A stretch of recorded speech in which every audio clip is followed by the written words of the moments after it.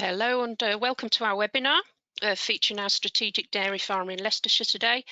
My name is Shirley Macmillan and I'm one of the Dairy Knowledge Exchange Managers. I'm working with George Wade and we've enlisted a couple of our specialists to help us with this today. We're looking at tackling silaging costs and reducing wastes. Just to start with a bit of the housekeeping, all attendees are muted. You'll see a chat box to the right of your screen and you need to type your questions in there. We'll welcome questions as we're going through. They will be private, so we won't read your name and you can ask what you like. If you're a Dairy Pro member, then please type your name, farm name and membership number into this chat box and you can register for points. Today's webinar has been recorded and it will be available on YouTube later on. You'll be sent a link as well to some of the products that we're talking about today that we have, and we'll be finished by 1 p.m. And I'm just going to check that this is actually working. Okay, there we are. So we've got our dairy farmer, George Wade, who's one of our strategic dairy farmers. He is currently producing 10p litre profit, but he wants to be in the top 5% nationally with his business.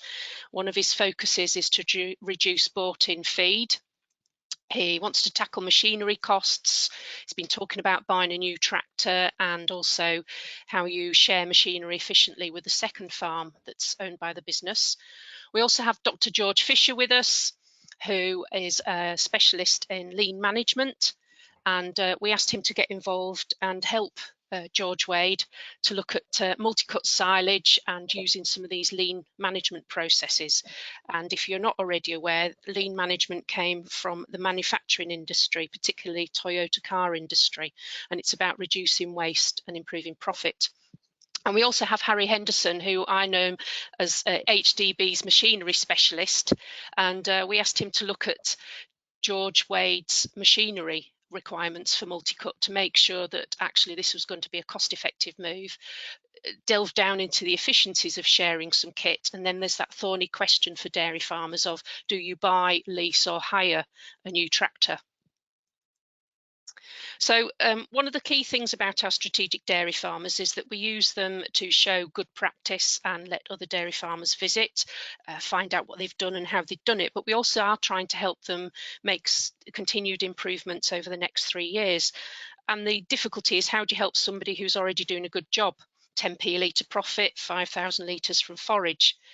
And this is where I was kind of starting. This is AHDB's Horizon report. You can order this from the website, download a copy. It's the characteristics of top performing farms. If you're familiar with the Stephen Covey book, The 7 Habits of Highly Effective People, I like to call this the 8 characteristics of top dairy farmers. Other enterprises are available. But basically, if you read page 5 only, you will find those 8 characteristics. It was a survey done of efficient dairy farmers and arable beef and pork, and the first thing that came up was minimising overhead costs. Then it came down to setting goals and budgets, and the third list in there on the factors was comparing yourself to others and gathering information. So those top 3 things are what lead to top performing farms. The 5th one that was relevant for today is focusing on detail, which is something that can be quite tricky for quite a lot of people. So if we look at these kinds of things, all of this is what is appearing in lean management. So to start with, I mentioned that George Wade was already producing 5,000 litres milk from forage. That's his KPI on our AHDB KPI Express tool, which you can also find on the website. I'd just like to ask George Wade then to just talk us through the bit about the farm background in terms of cow numbers, calving pattern. Put us in the picture, please. Yeah, hi everyone. So we're 380 autumn calving herds, 8,000 litres from forage, just around under 5,000 litres, sorry, 8,000 litres yield, just under 5,000 litres from forage, feeding 1.6 concentrates per cow. The farm's 220 hectares. We've got a 96 hectare grazing platform. The winter ration is 50% maize and 50% silage, and then we try and rotationally graze for 6 to 7 months of the year. We're on a liquid contract with Tesco through Muller. Yeah, and that's about everything. Yeah, so we've mentioned about rotational grazing. This is one of our really nice aerial shots of the grazing platform there. And I think your farm is right at the top, am I right? Yeah. Okay, so in terms of silage making, George, what's your current system? We currently, well, last year we did a 3-cut system, so try and make as much first cut as possible, and try and feed that to the milkers, and then second and third is to everything else, like calves and heifers and dry cows. But normally we end up having to feed the second cut to the back end of the winter to the milking cows, which unfortunately it's not quite as good as it should be, so we lose a bit of yield. Just something we're aiming to change by doing the multi-cut system. Okay. When would you get started with your cutting regime? So last year we normally aim for the first week of May, and then normally we try and do it 5 to 6 weeks later, 7 at a push. But last year, particularly with the weather, it didn't rain for a month after we did first cut, so it ended up being 8 to 9 weeks, I think. From first to second cut, so it was particularly poor this year. It was only 10.4 ME, whereas the first cut was 12 ME. Okay, and these are your silage clamps here. Yeah. Just tell us age of them and how much you might get in there. So the one that's half full, the concrete one, that's a maize clamp. You normally get about 1,600 tons in there, and the middle one, that's second cut. You can get about 1,000 ton in there, and then the one nearest, that's full of first cut, and we can normally get 1,200 to 1,300 tons in that one. Okay, that's good.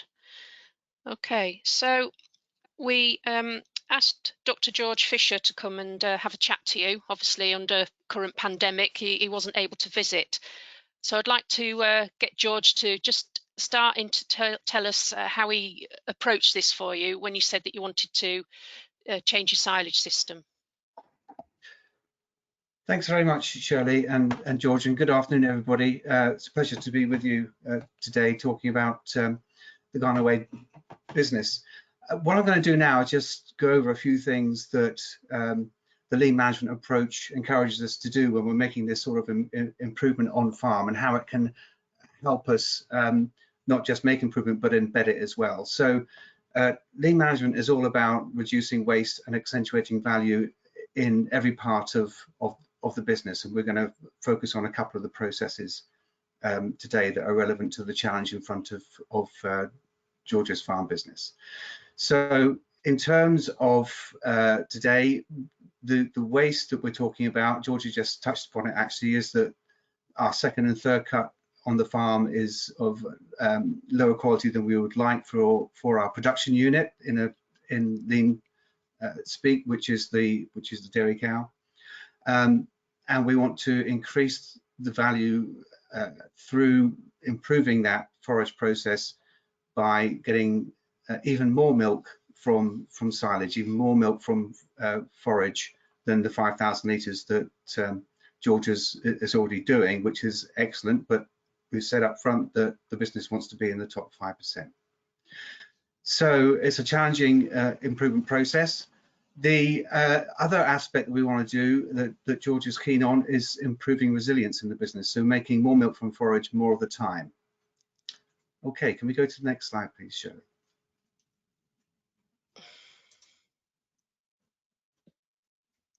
So the lean thinking approach can help us with this kind of challenge in various ways. I put just 4 of them down here, but it encourages us to do an asset review. And today with Harry later on, we're going to be focusing on machinery as an asset for this improvement plan. But we'll discuss all the other assets as well too. So we review what the base is in the business for making the improvement. The second thing that lean encourages us to do is actually to analyze the processes involved and go into them in detail with real data, so that we know that when we're making improvements, we've got targets that are set.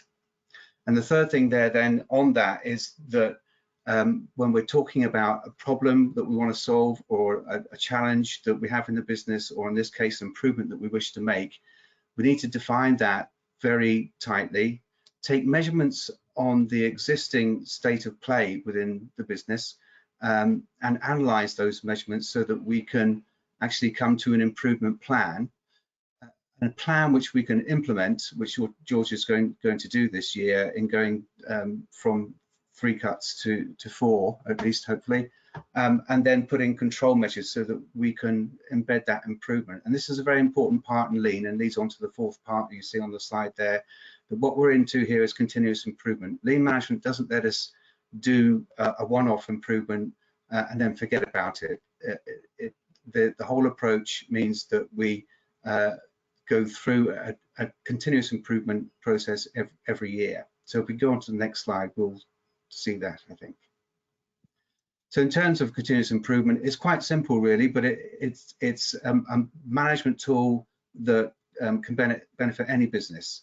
So what we're talking about is coming to a plan that everybody on farm agrees, with all the key performance indicators and everything that we want to achieve. We go and do the doing, and we monitor the results of our doing. We take the measurements that we need in order to make sure that we're meeting our key performance indicators. And at the end of the year, then we review how we've performed. We look at things that have gone very well. We look at things that haven't gone as well as perhaps they might have done. And we learn from those and improve the plan then for the next round, for the next year in this context, and we go around that continuous improvement cycle. Can we just ask you a question there, George? Somebody wants to know about the time scale of this plan, do, monitor, review. Is it a calendar year, or how does it work? It depends on your improvement. So within the farming context, obviously most things are on an annual seasonal basis, and this one being a movement into multi-cut will be an annual review. But if the improvement that you're making is within, let's say, the milking process, for example, well, that happens a couple of times a day. For some it's 1, for some it's 3, but it happens a couple of times a day. So actually the continuous improvement process might be as short as half a day. It really does just depend on the improvement that you wish to make and how often you can go around that cycle.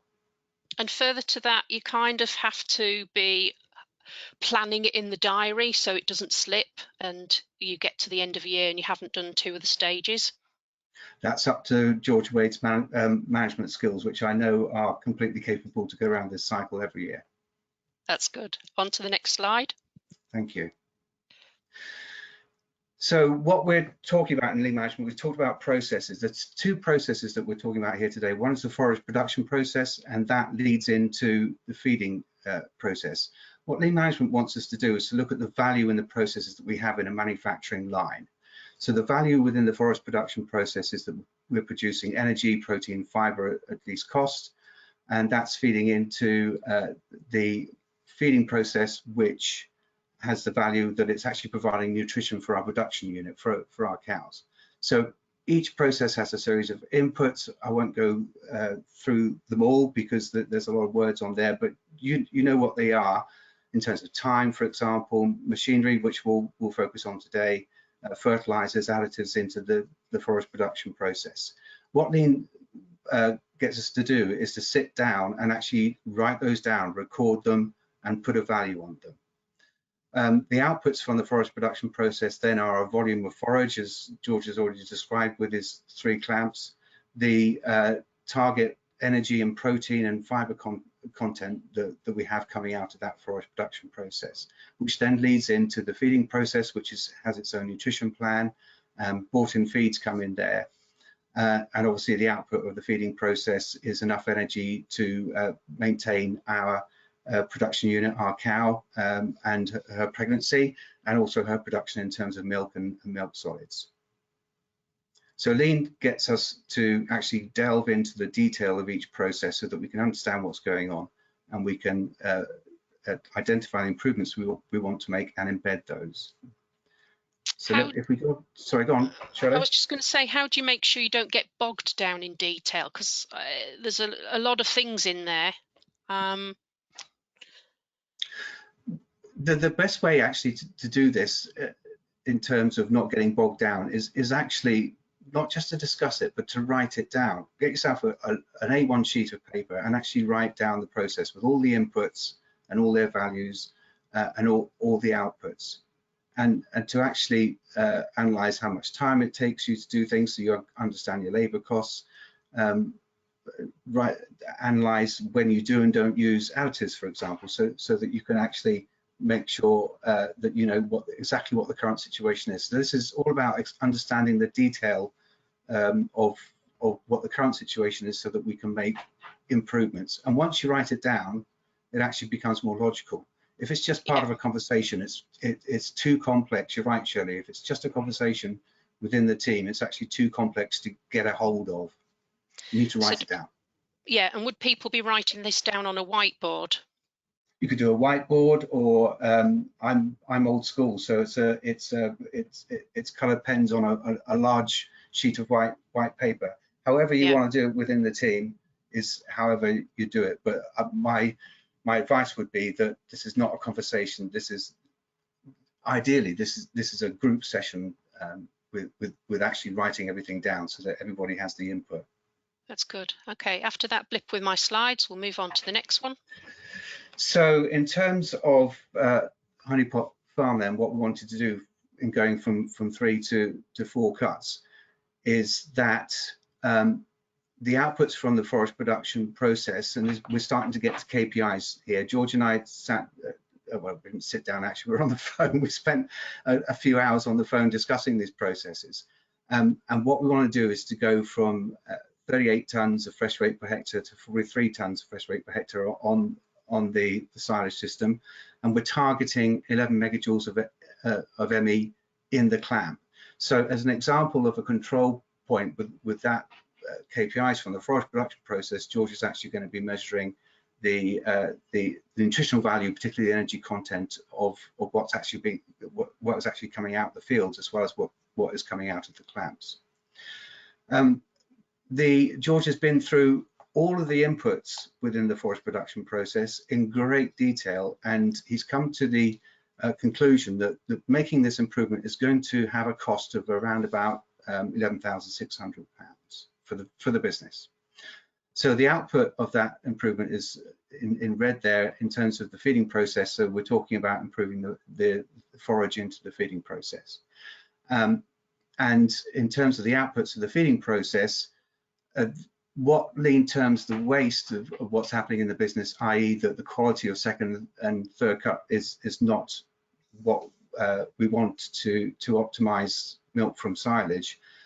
This year, for example, George has seen a 3 litre drop when the cows have gone from first cut to second cut over, and that will be for the last 70 days before turnout. So there's a potential improvement in terms of the value of the business there of £21,000. Now, we must reiterate that, as George has already said, last year was not a great year for second cut. So we might not see that plus 3 litres per cow per day over a 70-day period this coming winter.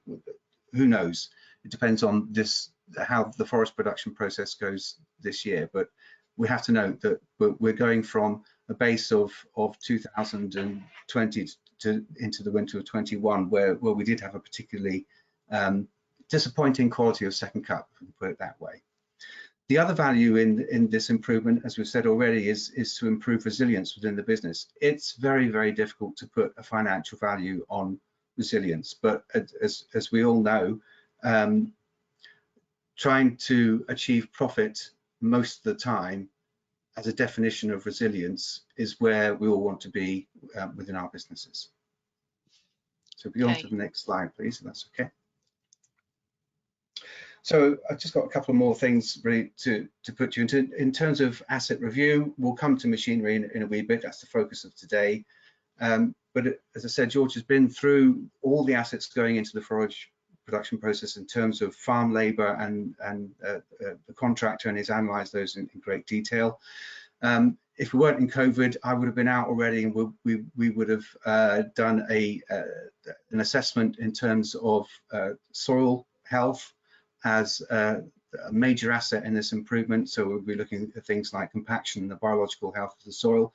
We will do that hopefully after April, George, when Boris allows me to get out to you. But we've already analysed the soil analysis, for example, the fertility status of the soils, and we have a nutrition plan to meet this improvement from 3 to 4 cuts. So we've looked at the swards as well, or George has reviewed the swards as well as an asset and nutrients. And in terms of some of the additional measures that he's going to be doing to make sure that the improvement works, for example, is that I think George has already sent away an analysis of his slurry. So we were using book values when we were putting together the nutrient plan, but we're actually going to rejig that and base it on actual values from his actual manure, so that we can get a more specific nutrient plan to go with his bag fertilizer. Another asset, for example, that you need to review in this is clamps. Can your clamps handle the improvement you're going to make? And obviously on Honeypot Farm, the clamps are all relatively new, so that's quite an easy asset to review in that context. But basically what we're saying here is that when you're going to make an improvement, what are the assets you need in order to make this happen? And have you reviewed those, and have you taken action to make sure that they are in the right place to make the improvement that you wish to get to? So we can go to the next slide. Yeah, we've got a really nice aerial shot of the farm here. Yeah. So basically that's where we're at with this particular improvement, and we're gently using the lean approaches in order to support the business in getting to where it wants to be. We know what the KPIs are, and it will be absolutely fascinating to see what quality is coming off the fields, what quality is coming out of the clamps, and how the production units in terms of the cows feel about it when they switch from first cut to second cut next year. That's me, Shirley. Yep. Could we just ask George Wade, what did you think of this lean process when you were having a chat to George about it all? Don't say it was bloody awful, George. No, it was really good and really helpful. It just makes you cross everything. You know, don't miss anything in the procedure, because if you start missing things out, it's pointless in doing it. If you're going to do it, you've got to do it properly and correctly to get the full return from it. Are you normally a detailed person, do you reckon? Yeah, I try to be, but sometimes you just depends what mood you're in. Sometimes you just think, oh, that'll do today. But yeah, this sort of makes you be more aware that if you be like that on important things like silage making, that there's no point doing any of it at all, because you're just going to lose out. Okay, that's good. I'd like to ask, I'm going to stop showing my screen and ask my colleague Harry to.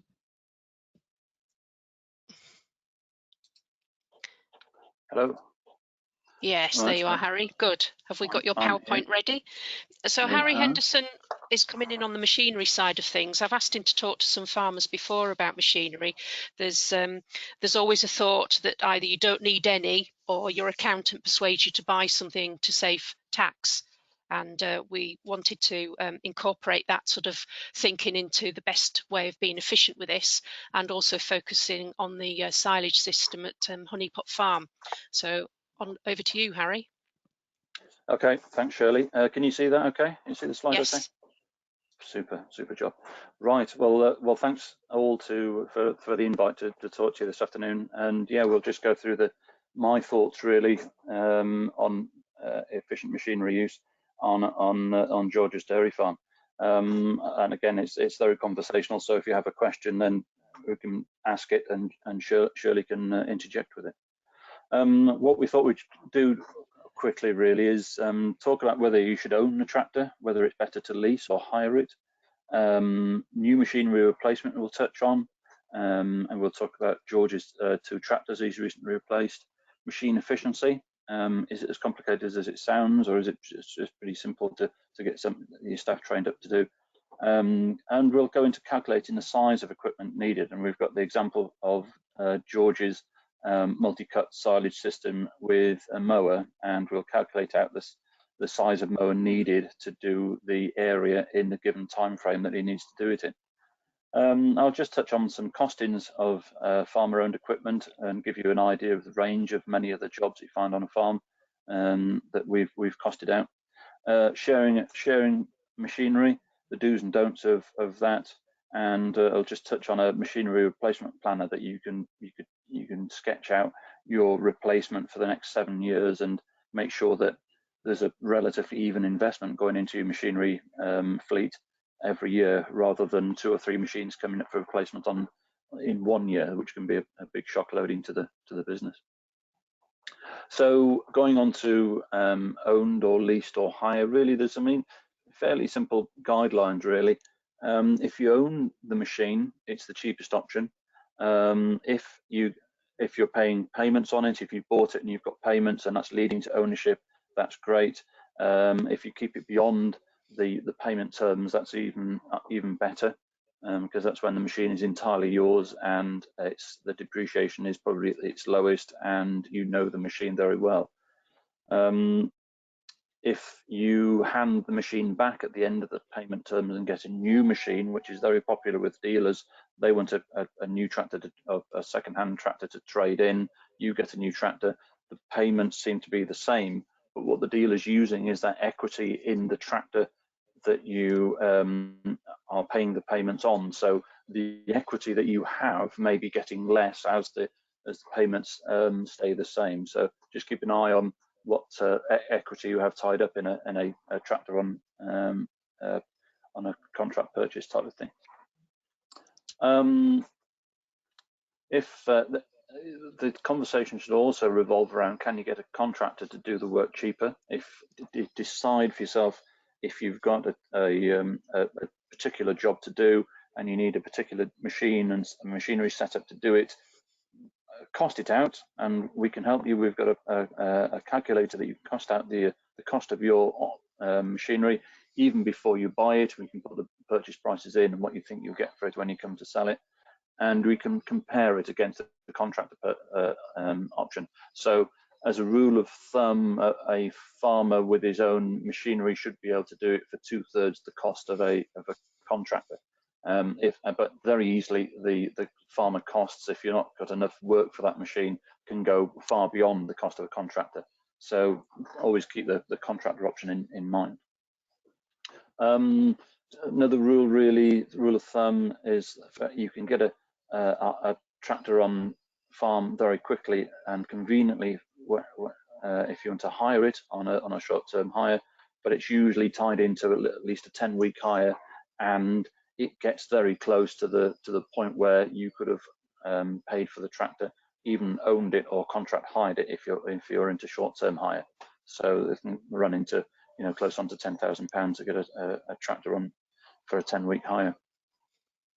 Purchase outright is fine as long as you keep the tractor with no payments on it, and if you've got payments to make on it, then and that leads to ownership, and you've got the payment to make at the end, the bubble balloon payment at the end, then that's often worth doing, even though it seems like a bit of a financial shock. But as long as you're planning, this is all about planning to keep the tractor for the next 5 years or more or beyond. Hire purchase, really few things to just touch on really. Again, ultimate ownership should be the aim. There's no restrictions on hours. You can modify it, such as put a loader on it, put front linkage if you want to, a few years down the road. Drawbacks: if you're owning a tractor and it's tied up quite a lot of capital, could that capital be used for other projects? It then follows back, is that money tied up in that tractor working well enough for you? Could it go into other areas of the business? And it's a important consideration, and it falls back on how much are you using, how much are you relying on that tractor.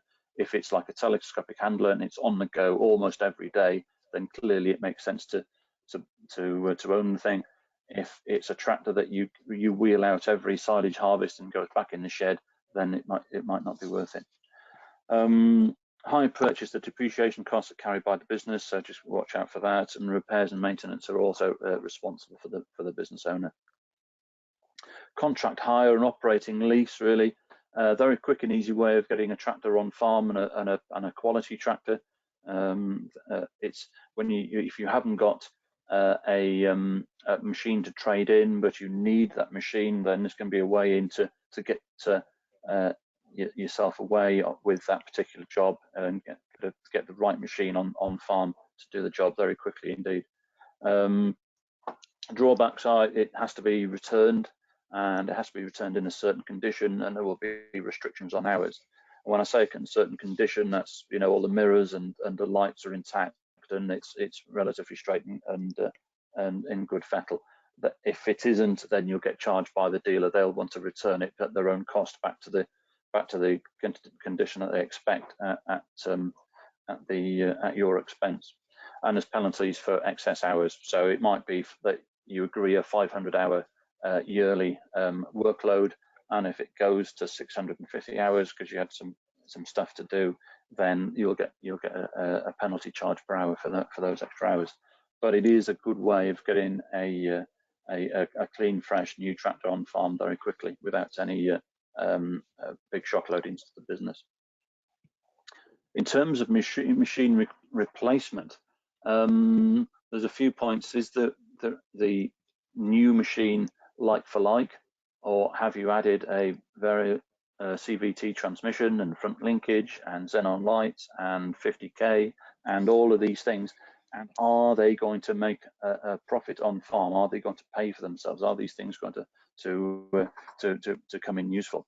There's always a danger that you get a bit trapped up in adding technology because you want a good trade-in price when you come to trade the machine in. If you've bought it, the downside is that you're more likely to be depreciating that technology on behalf of the dealer who wants to sell on your tractor after 3, 4, 5, 6 years time and wants a good tractor to sell on. So focus on buying the tractor that's right for the business, right, rather than to sell the thing on in 5 years time. Just at that point, sorry, Harry, we've had a question about AHD producing a simple worksheet to review on farm machinery, but you are going to come to that, aren't you, in a few slides? Yes. Yeah. We can good. do that. Yeah, we've got a couple of options on that. Yeah. So, thank you. So we'll always a difficult question is that when you buy or you replace a 10-year-old tractor, there was a government report done by the Office of National Statistics, of all people, that found that a tractor bought in 2010 has increased in terms of in price nearly 60% if you buy the tractor in 2020. Same tractor, same power, same level of spec, give or take. So there's been a huge increase in expense on tractors. So it keeps the second-hand market buoyant, but the things like steel costs, rubber costs, in ADBlue and emissions costs have all been passed on to the buyer from the manufacturer. So really, if you cost out a tractor using the incoming purchase price of 10 years ago, you're probably creating a gap, a shortfall. When you come to replace that tractor, you'll go back and say, can I have the same 120 horsepower tractor with 4-speed power shift? And you'd be gobsmacked at the increase in price, and there's going to be a shortfall. So people are now starting to consider the new cost, new price, and depreciate that down. So if you're building a slush fund to buy a new tractor in 5 years' time, then you've got a better idea of what that price is going to be, and you're a bit more prepared for it. We also call it a depreciation account in dairy. Yeah. But so, it's making sure you have that money handy, or you've used it to invest somewhere else where you can sell a house or something to afford to buy something new. Correct. Yeah. And then that you have to then turn to all of the options we just spoke about. Could it be higher? Could that be better? Could you buy second hand? Could you get the contractor in to do it? And once you've got a good relationship with the contractor, there's certain jobs on the farm you can just wash your hands of, and you just keep a good relationship, keep in contact with your contractor, and come along and do the work and disappear, and you know what it's going to cost, which is, you know, is a great benefit. And if you're buying extra technology, can it be justified on the new machine we've just covered? So speaking to George Wade, if we can just bring you into the conversation, you've came to the conclusion that you need to replace 2 tractors, George? Yeah, well, we needed to replace one, and with the other unit as well, we needed an additional one as well. So we were looking at getting 2 tractors and replacing one, keeping another one that we weren't going to get rid of. So we'll have 3 main tractors on the farm, 2 new ones and then 1 old one. Yeah, and then you went through a costings process to kind of arrive at what you felt you needed and what you felt you could afford, or what was right for the business. Yeah, well, we went to all the local dealers around us, quotes off John Deere, Massey Ferguson, New Holland, and then basically the outcome we came out with was we went for the 2 New Holland tractors purely because on the one with all the same spec tractor with the auto steer and guidance system on, there was a £31,000 difference in price from the John Deere to New Holland, and the John Deere had done. So the John Deere was brand new, but the New Holland had done 150 hours, which was basically the same tractor, but so which was a brand new tractor, and then the same with the loader tractor as well. So, you know, for us it was just a no-brainer really to get those 2 tractors. And did you get guidance on the New Hollands that you've bought now? Yeah, the one of them's got guidance on, and the other one is just a classic one with a loader on, so it's just a basic one. Yeah. Okay. Yeah. Good. And they're on a payment scheme and with the option to buy at the end. No, they're so we bought them outright. No, not outright. They're on HP over 3 years. Yeah. So, and they've all got 3 years warranty on them, full warranty. So once the 3 years is up, we'll own them. Like you said earlier, we'll know how they are, if they've been reliable enough to keep running them. Yeah. So you make a judgment at the end of the 3 years what to do next, sort of thing. Yeah, because we've had one tractor we bought 10 years ago, and it's still running absolutely fine. Not had any problems with it. Not spent any money on it. Just had the brakes done on it, and that's done 10,000 hours, and it's still going strong. Yeah. Ideal. And I think it's important really to stress that you can go around all the dealers and get them to quote. There's loyalty and there's loyalty. If you're loyal to one brand, that's fine, and you expect to buy that one brand, that's fine. But it's also very good to shop around and to get an idea of what other manufacturers are doing, really, wouldn't you say, George? Yeah, definitely would. And that's what we did. Is, you know, we went around everyone, explored everyone, and just came out with this as our best option for us. Yeah. Great. That sounds good. So that sounds like we now need to consider the efficiency, and then also you took a look at George's mower. We did. Right, let's crack on. Thanks for that, George. So machine efficiency, it's an interesting thing, but the most important thing I think really is making sure the tractor's the right size for the job and it's not too big, and it sort of impacts into buying the right machine, buying the right size of tractor for the job. And often the tractors are too big, and there's lots of online stuff on Twitter and Facebook to suggest tractors are getting too big. No matter what the salesman says, it might be more efficient than your old tractor, more fuel efficient than your old tractor, but a bigger tractor will burn more fuel, and it's not going to be a bigger tractor running light is going to burn less fuel than a smaller tractor. And it's a very emotive subject, fuel consumption, because older tractors tend to be more efficient, but they've got less creature comforts and less hydraulic services and air conditionings, and they're lighter and they carry less weight, front end weights and so forth. So bigger tractors don't tend to be more fuel efficient. It's a bit of a red herring, really. And I think staff training, if you've got a good relationship with your dealer, which is important, treat the dealer as as a business partner rather than a long-term friend. And if they're offering dealer training to operators and you've bought some extra technology such as a CVT transmission, then get your operators along to any dealer training, and they can always learn something. Even the long-term staff members can always learn something new, even if it's talking to fellow tractor drivers from a neighbouring farm. They can always pick something up. The photograph here is a course that we did on tyre technology. And the guy there pointing at the tyres from Bridgestone tyres and talked about VF and IF tyres, that how they can carry more weight at less pressure. And it was well attended. Really good event. So considering the mower size, to go to the multi-cut system, and George has invested in a new mower, and we've got a bit of a calculation here really to take you through how wide a mower you would need. And it can't come from me. It's got to come from the individual business manager, the farm manager, who's going to need to buy this equipment to run the farm efficiently. So how much do we have to do? George on first cut has around 117 hectares to cut and silage to cut. So we've got an area. How quickly do we need to do it? Can we do it in 3 8-hour days, 30 hours, or 24 hours, I should say? Yes, that's probably the window that we need to get it done. However, depending on the weather conditions, you have to take care not to get too far in front of the forager.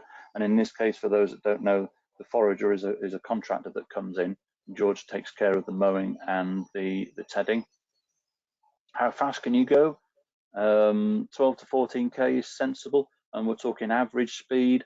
I know you could probably peg it at 12, let's say, for an average speed. It might be 10 for an average, and then go in good going across a nice flat open field, you might get to 16k. And someone said it's as fast as you can still reasonably sit in the seat. But of course, on an average, if you're at 12k. Field efficiency 80%, and the 80% is mower down your mowing, and the other 20% is turning and short work and doing the headlands, all that sort of stuff that you have to get involved with. And that is 80% is a pretty good figure. If you're drilling corn, drilling wheat or something, it would be 65% because you spend a certain amount of time filling a drill. So from these figures, and these can only really come from your own thought processes of the size of area, the time you need to do it in, the speed you can go with your particular machinery, and your field efficiency. You can calculate the size of a width of implement that you need. So I'll just take you through the science bit now, really. So we've got 117 hectares first cut silage. I keep mentioning first cut because the area progressively goes down as the 4, 5 and cuts come into play in the season. But this is the biggest level of pressure that the mower's under in first cut. 289 hectares in old money. This is a calculation. So we need to know the hectares per hour, we've got the kph, and we've got the field efficiency. So if we want to do it in 24 hours, we want to cut 117 hectares of silage in 24 hours. It could be 2 12-hour days, it could be 3 8-hour days, it can be a blend of whatever you can do, but in general, that's what you need. You need an output of 4.9 hectares per hour mowing time, and that's mower down, you're going down the field, and that's if you've got a tractor with a calculator, the performance monitor to give you that figure, that's what it should be showing you. So the width needed, so we've got up here 4.9 is your hectares per hour, and we've got our speed here at 12. 0.8 is the field efficiency, and we've come out at a 5.1 meter cutting width, which is a fair amount of machinery. We're talking of a front mounted mower and a rear trailed, something like that. So you can sit back and just sketch this out in the farm office and think, I need to do better than this. This is too much mower for the amount of area that I've got to cut. So do we need to extend the hours that we've got mowing mowing by, from 24 to 30.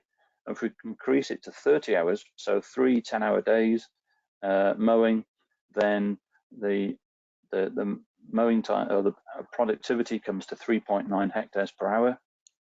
And if we run the same calculation, we can get to this 3.9 times 10 gives you 39. 12 kph times the field performance or field efficiency is 0.8, comes to a 4 meter cutting width.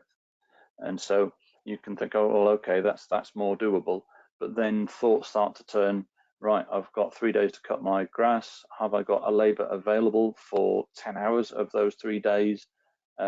Do I put some on it for 11, 12 hours and for 3 days? Can I double shift it? What are my thought processes about keeping that mower going? An old retired contractor used to say, if wheels ain't turning, I ain't earning. So it's very much in that thought process, really. So this is the mower that George went with. 3.92 meter working width, Kverneland 2840M, no conditioner, and it just has a 70 horsepower power requirement.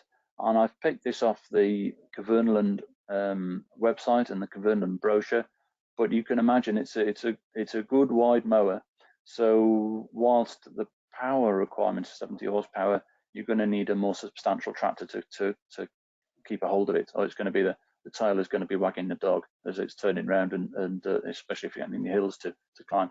So you do need a bigger tractor to just simply handle that with the machine.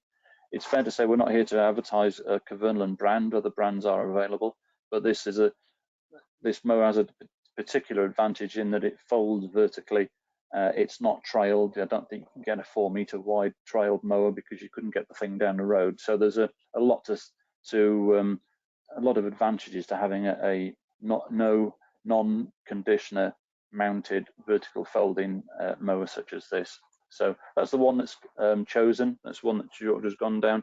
But you can see that it's going to have to be kept busy for that first cut, and the thought process will turn to making sure that that thing is running at the right speed, and it's 12k. You don't need to rag it. It's just keeping the thing running for a good amount of time.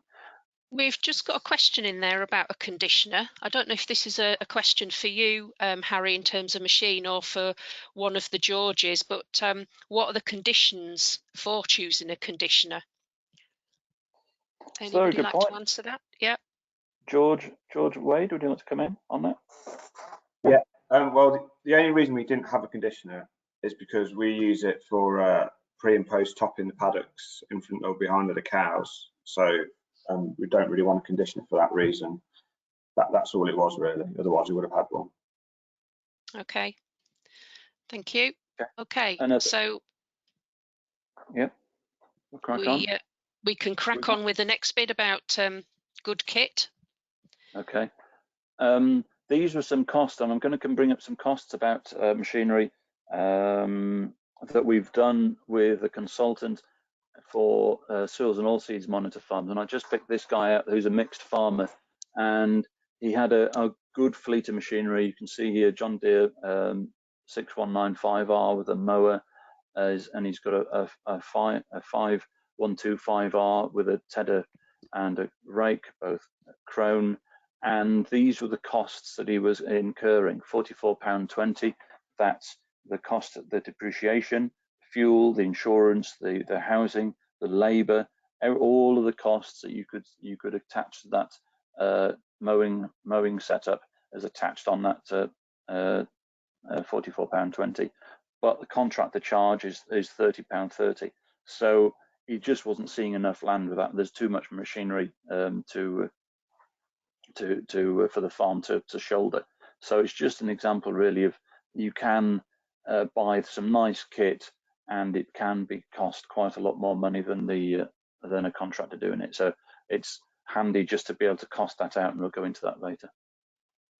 A few more costs, really. This is from arable farms that we've worked with, and if I just take the top line, the drilling cost, I think the thing I want to point out here is that range of costs. The minimum cost was £16 a hectare, the highest was 63, and the average is about £32 a hectare, and all costed out exactly the same. But the £16 a hectare was a John Deere 6820 with a 4-metre Caverneland tine drill that had about 500 hectares to go at, and at the other end of the scale it was a 6-metre Vardestat Rapide. It was new, pulled by a New Holland T7 tractor, I think a 250 horsepower T7 tractor with about 300 hectares to go at. So suddenly there's much more capacity on that 63 horsepower, 63 pounds per hectare tractor, and it hasn't got enough land to cover the costs. But there's another twist to this, that if you aim for the £16 a hectare, whilst the John Deere 6820 and drill are very capable of doing that land, if you go much cheaper than that, I think the cheapest drill and tractor combination we came up with was £7 a hectare, and that was a David Brown 1490 pulling a Massey Ferguson 30 drill. That's fine, and you could say that's great, but you're starting to get into the realms of what happens when it breaks down. Can you stand downtime? And so there's always a midpoint, there's always a middle point, and it takes a bit of managing.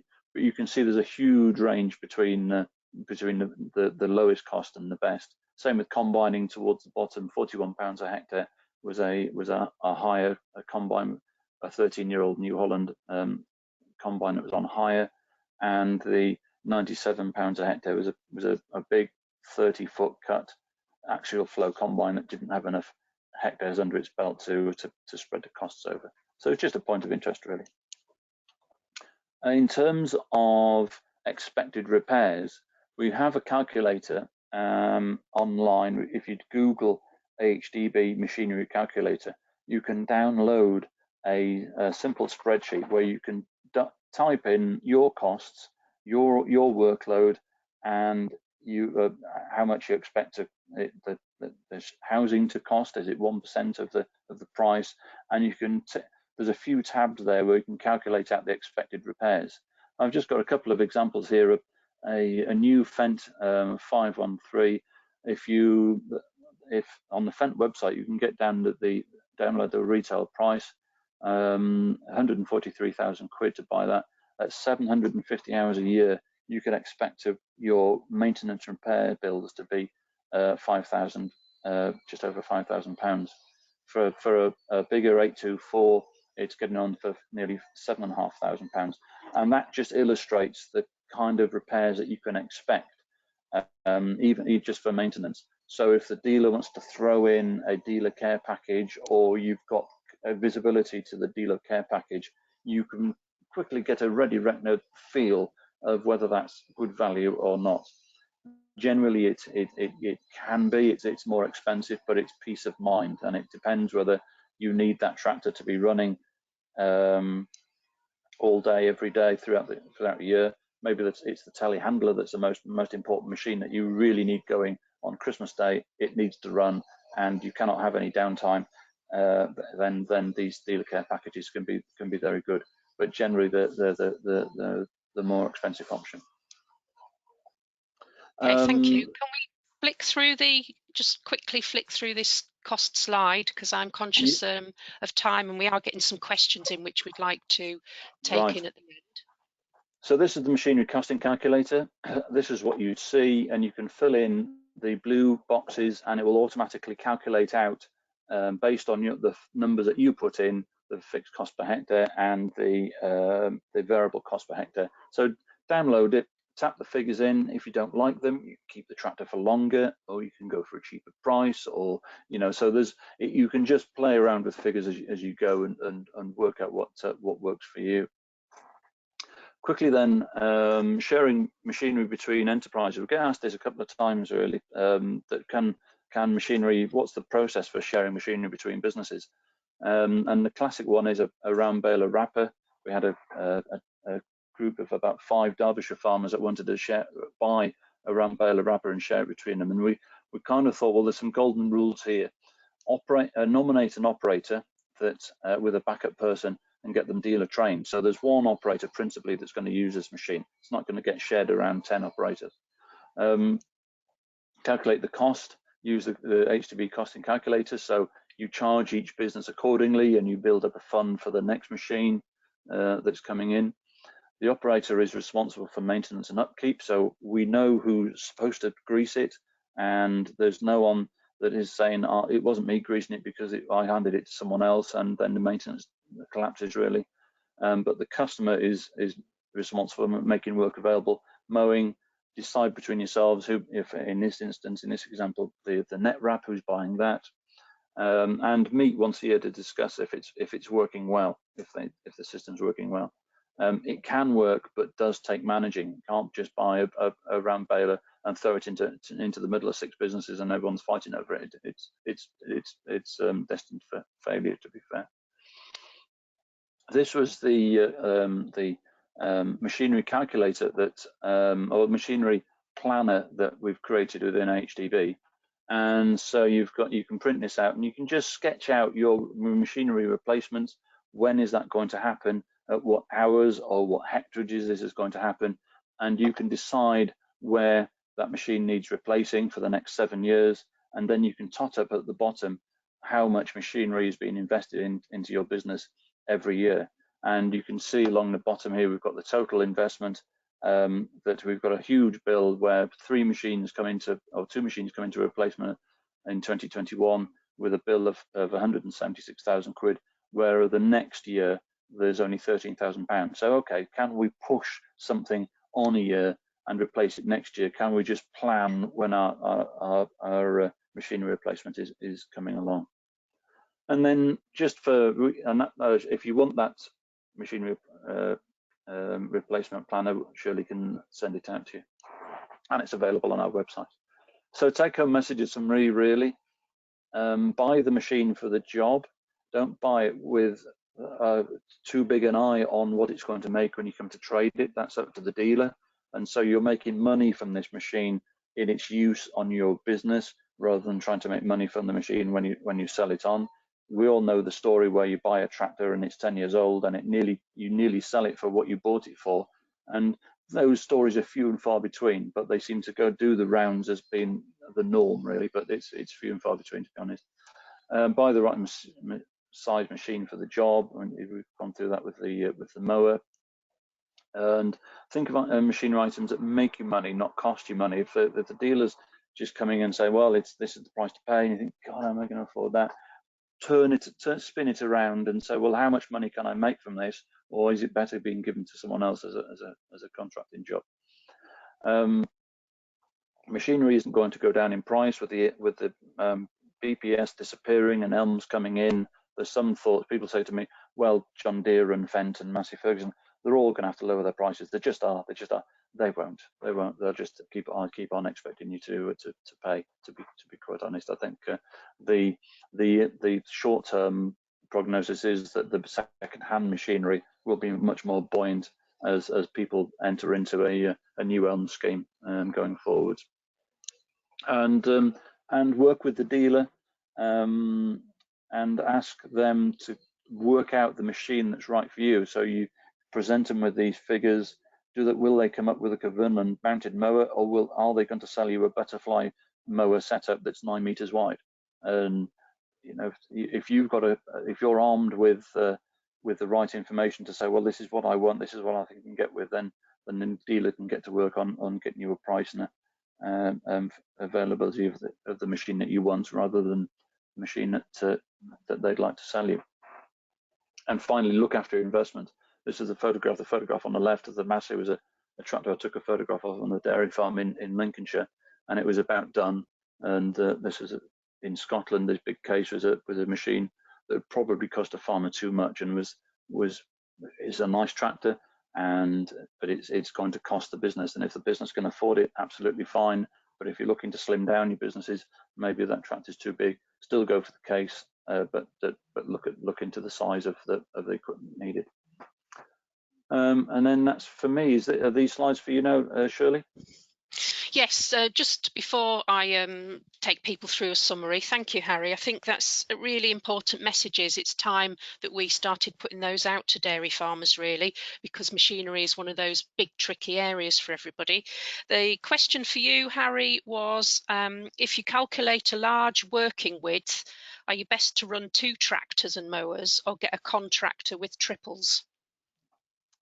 It will depend on your availability of labour, and if you've got 2 tractors available used elsewhere on the farm year round, then that might work well. If you can bring some family labour in to run a tractor over the harvest season, and the tractor's on farm already and it's got good work to get behind, then that can be a cheaper option. But of course, getting a contractor with triples is as long as you have a good relationship with the contractors, is peace of mind. They'll just turn up. Triples are usually well on top of the job, and they'll work 24/7 really to get silage dropped. So it will depend on the individual situation. 2 tractors and family labour, it's a no-brainer. Get run 2 tractors. And this one, I'm not sure if it's a question for you or perhaps one of the Georges. All contractors will have mowers, but not all have got a tedding machine. So is this the farmer's must-have machine if you're going to go for multi-cut? Who'd like to answer that one? Go on, you go first, George. Yeah, well, all we base our machinery on is we obviously wouldn't have any if we could get away with it. But for us, we just want machinery that so we can be in control of the most important aspects of making quality maize and grass silage. And for us, regarding the maize, it's the plough and the power harrow for preparing the seed bed, and then for silage making, it's the mower and the tedder and rolling the clamp, and that's what we want the kit for, basically. So that's in our control. Yeah, I remember agree. you telling me that I was going to say, I remember George telling me that he takes charge of rolling on the clamp because he's so concerned about getting consolidation and quality. Yeah. When you make an improvement like this, it's those essential control points that you want to have in your own hands. Okay, so George Fisher, a question for you. If you can answer it quickly, if not, we'll contact the farmer directly. Somebody's considering going from clamps to bales to do more multi-cut for quality and ease of feeding and higher ME. He's kind of done costs, but will quality outweigh the extra cost?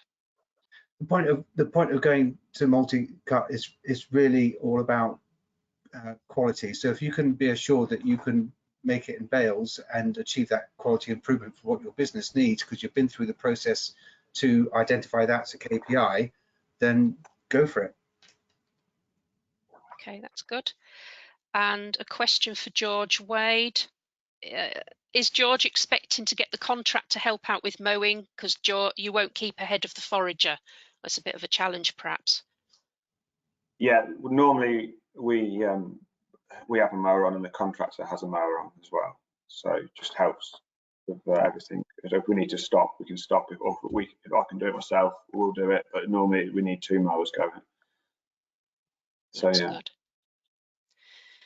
So we have come to the end of our slot on this webinar. Thank you for those people who've asked questions. If we haven't been able to get around to your question, as I said, we will answer you privately.